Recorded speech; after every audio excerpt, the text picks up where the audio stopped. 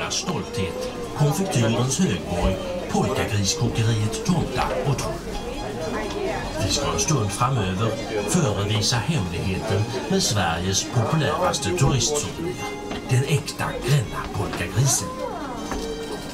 Man värmer således vatten, socker och ättika i en kastrull över en gasollåga till cirka 150 grader. Sedan hälls koket eller degen ut på ett kylbord, i förekommande fall ett vattenkylt bord där degen ska svalna så att den kan bearbetas med.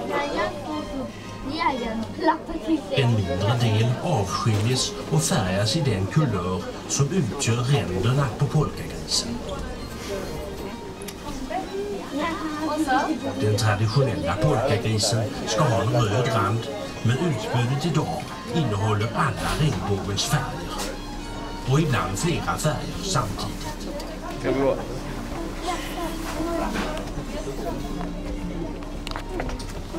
Polkagrisens historia är lite oklar. I mitten av 1800-talet flyttade den då nyblivna änkan Amalia Eriksson till Gränna från Jönköping. Hon var mycket fattig och för att försörja sig och dottern Ida sökte hon tillstånd hos myndigheterna för att, som det hette, med egna händer idka bagerihanteringen av grövre och finare brödsorter. Hon framställde en karamellstång med smak av pepparmint och dekorerad med röda ränder, en polkagris. Var Amalia Eriksson fått idén ifrån vet vi inte idag. Blev hon månne inspirerad av polkadansen som gjorde sitt intåg i Sverige i mitten av 1800-talet med medföljande mode. Man klippte sig och klädde sig på ett speciellt sätt. Detta sades ha sitt ursprung i södra Tyskland och Tjeckoslovakien. Och på något märkligt sätt hänger polkagrisens historia samman med polkadansen. Är det månne den flätade, vridna rörelsen i minskapelsen som helt enkelt speglar polkans rörelsemönster? Ja, det kan man ju bara spekulera i. När degen börjar svalna på kylbordet kan man tillsätta de smakämnen man vill ha.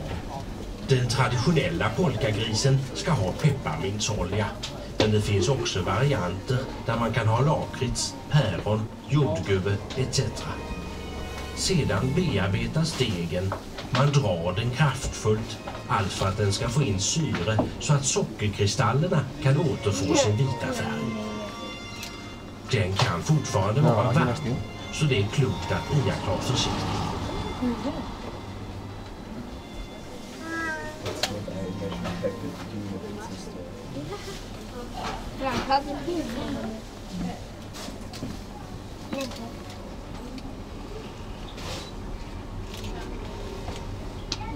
Tekniken med att kyla bakborden med vatten är relativt ny.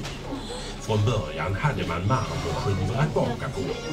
Problemet var dock att allt eftersom timmarna gick värmdes borden upp och degen klättrade ihop sig.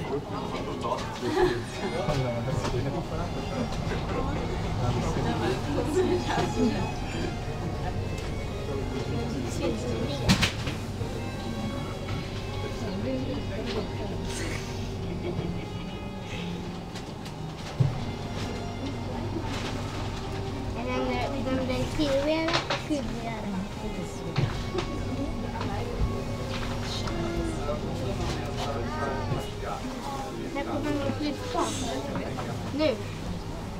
Man lägger på ett Aha. Kolla.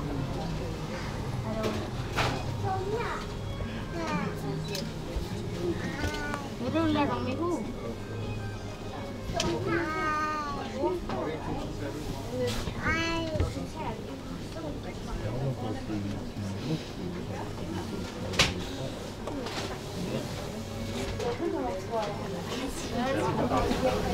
Att tillverka polkagrisar är ett rent hantverk.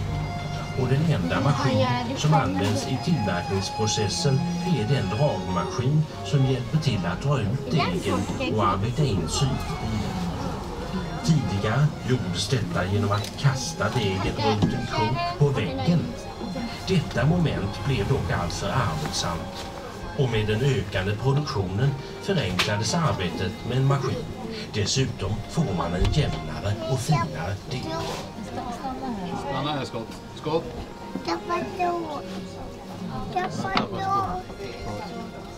Så.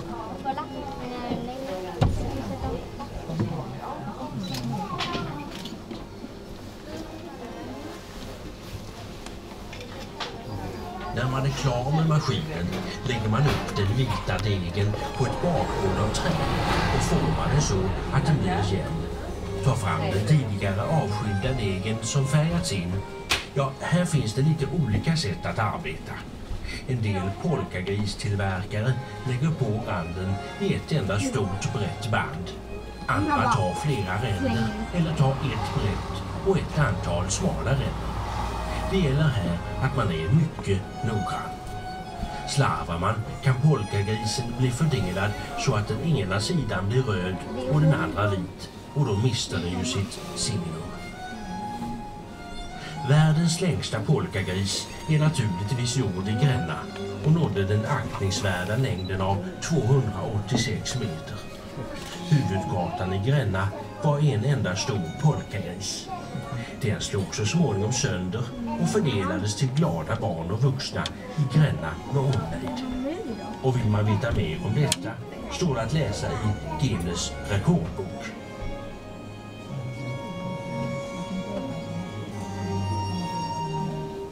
På bakbordet delar man sedan upp polkagrisdegen i mindre delar, bakar ut den i lika långa längder och klipper dem. På ett ordinärt kok får man ut 48 till 64 polkagrisar. Det är inte alltid stänger som görs, utan även karameller, klubbor och kanske så kallade kryckor som vanligtvis brukar hänga i julgranen, inte minst i Walt Disneys julprogram.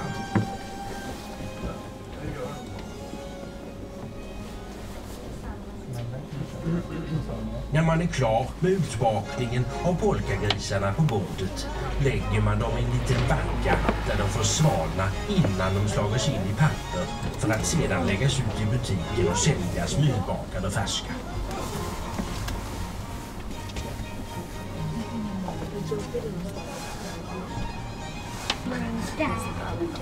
Nu tar han den där degen.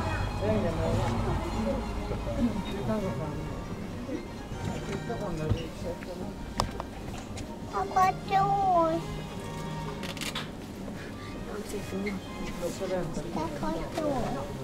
Pappa tår.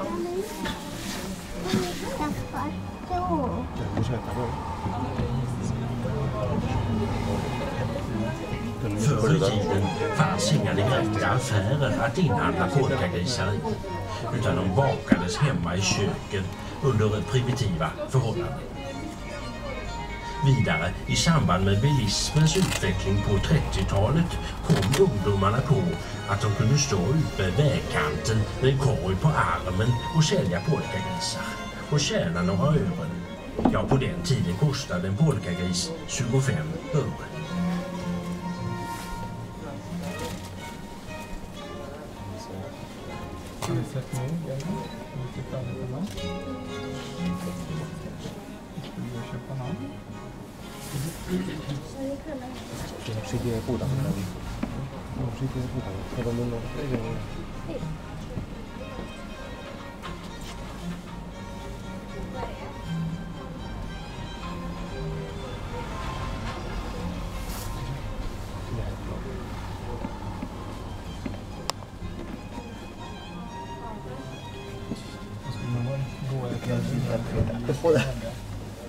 Ja, gott folk.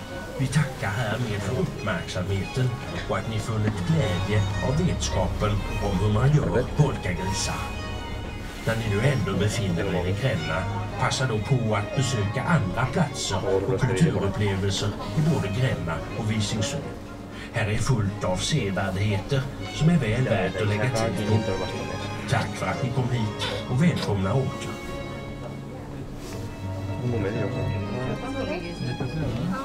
Nu går jag.